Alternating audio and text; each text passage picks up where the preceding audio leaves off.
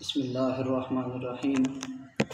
या अय्युहल्लज़ीना आमनू इज़ा कुमतुम इलस्सलाति फ़ग़सिलू वुजूहकुम व अयदियकुम इलल मराफ़िक़ि वम्सहू बिरुऊसिकुम व अर्जुलकुम इलल काबैन।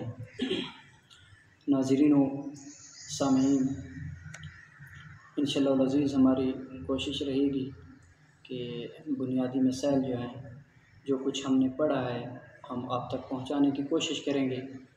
और कोई भी सवाल हो तो आप कमेंट्स में पूछ सकते हैं। इंशाअल्लाह अज़ीज़ कुरान और हदीस की रोशनी में जवाब दिया जाएगा।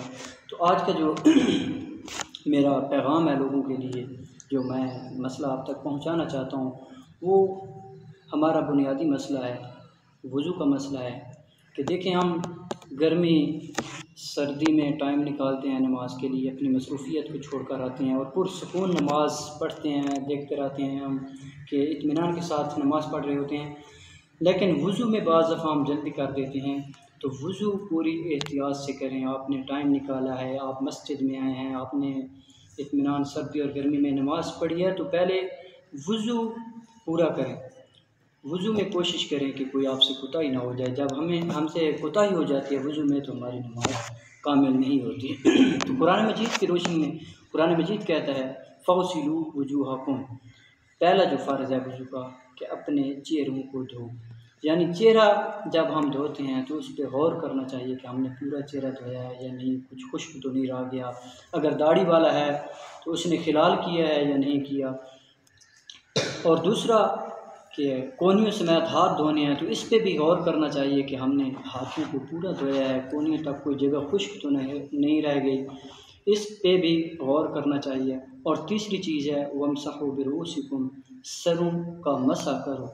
और मसे में भी हमसे गफलत हो जाती है। हालांकि हदीस में मसे का तरीका भी बताया गया है, पता भी होता है, फिर भी हम जल्दी कर देते हैं।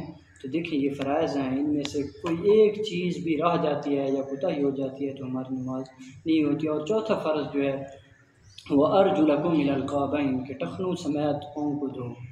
अब जब हम पाँव धोते हैं तो गौर नहीं करते कि हमने टखनों को भी पूरा धोया है या कोई जगह हमारी खुश्क रह गई है। इन चार फ़राइज़ में तो थोड़ी सी भी अगर हमसे मिस्टेक हो गई तो हमारी नमाज नहीं हो सकती। और फिर वज़ू में सुनते हैं, जिस तरह के हम सबसे पहले हाथ धोते हैं, फिर कुली करते हैं, तो कुली के भी तरीके बताए गए हैं हदीस पाक में कि सबसे पहले तो मिसवाक करनी है। अगर मिसवाक पास नहीं है तो कपड़ा उंगली के ऊपर लपेट कर वो मारें। अगर कपड़ा भी नहीं है या आप नहीं मारना चाहते तो उंगली को थोड़ा ज़ोर से अपने दांतों के ऊपर मारें। और फिर नाक में अच्छी तरह पानी चढ़ाएँ, फिर चेहरे को धोएँ, दाढ़ी का खिलाल करें। अगर दाढ़ी है, दाढ़ी नहीं है तो थोड़ी के नीचे तक इत्मीनान के साथ, जहाँ से बाल शुरू होते हैं थोड़ी के नीचे तक आप पूरे तरीके से अपने चेहरे को धोएँ। फिर कोहनियों समेत हाथ धोएँ।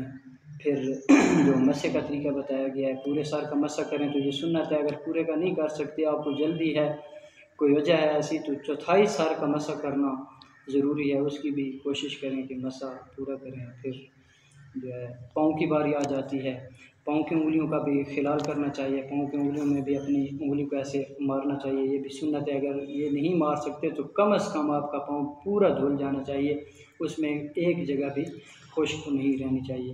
अल्लाह रब्बुल इज़्ज़त अमल की तौफ़ीक़ अता फरमाए।